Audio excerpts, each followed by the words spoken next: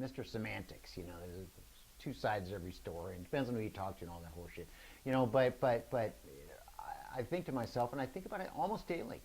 You know, is rock dead? Because I made a living off of that, and I was lucky in that way. But I made a living off of it in the right reasons because I just love the music and the format and the lifestyle, and my whole idea was to go on radio and then turn people on to new stuff, and yeah, and play the stuff they already liked. You know, that kind. I mean, that's why I did it. I didn't do it to be a star or to be any, because I don't even like that being a star thing. You know, I moved out here to Arizona to be a regular Joe. I don't even like that, but I got into it for the right reasons, and so that's good. But so to me, it became dead when you couldn't play what you wanted to play or play what was good or turn people onto it, you know. And that started late 80s, you know, might even say mid 80s, when the consultants, rock consultants, came in and started selling their, you know, product, which was restricted radio formats to radio stations. That's when it all started to go downhill, and it was a long death. You know, it really was, until you got to the point of where it is now, which is where it's classic rock. You know, I hate that it's not rock anymore, it's classic rock. You know, and so one of the reasons why rock radio is dead is because it's dead. You just play the same songs over and over, old songs. You know, Love Bites from Def Leppard and Walk This Way, Aerosmith, and, you know, Blue Collar Man from Styx, and they play them over and over and over again, and that's it. So they don't cultivate anything new. So how's the culture on radio supposed to continue, recreate? You know, so it's been a long time. So rock radio is dead. So that makes rock dead. So it's rock dead in that sense. And the other way it's dead, in my opinion, is that touring is dead. There's no rock tours anymore. Part of that's because you won't get radio support, right? Meaning you can go tour and all that, but none of the local radio stations will help you out, you know, by talking about you on the radio and replaying your concerts after the show, you know, and playing live segments and interviewing you and all that like they used to do.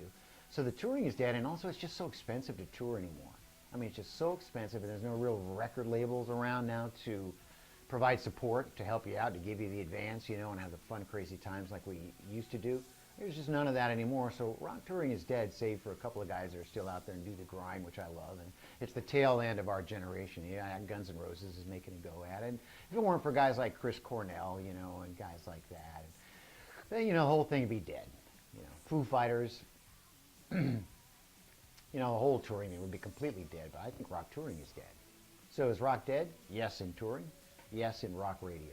Absolutely. There's a couple of other ways where it may or may not be dead, I'm not sure, and one of those is this. It's like, are young guys that are 12, 13, 14, and 15 going into their garage and playing, you know, guitars, learning how to play guitars, you know, and if so, where do they get it from? How can they learn anymore?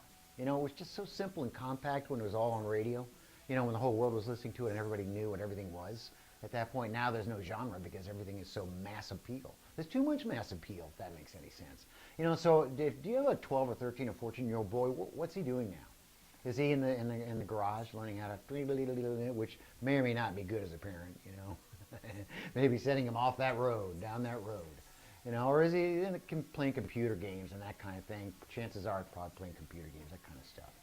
Because that's the world we're in now. I mean, what are you going to do, right? I mean, we all learned how to play Blue Oyster Cult, Don't Fear the Reaper, and Stairway to Heaven, always the first songs that we ever learned how to play on guitar. But is that what guys are doing this day and age? I don't think so. That just tells me that we're on our last legs as a rock generation. I think generation after me, when that generation dies off, then rock will be completely dead. But it's not completely dead yet, and I'll tell you why. You know, I think it's not dead in spirit. The spirit of rock is still there, and it's from all the people that grew up in the 60s, 70s, and the 80s that loved it and lived it. So we all still have that, and we always will because we were the right age. So, rock is not dead in spirit. It's completely alive in spirit.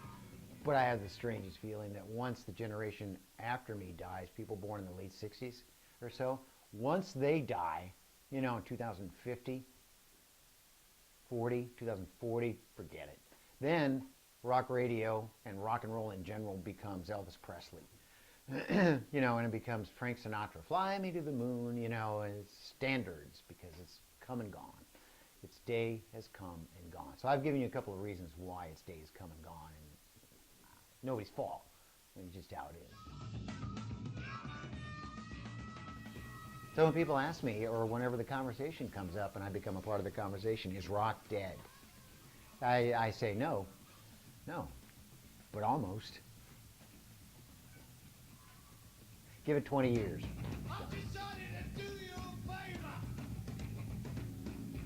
Damn, what a shame. Look at Pete Townsend doing this thing that he did in the 70s. Damn, what a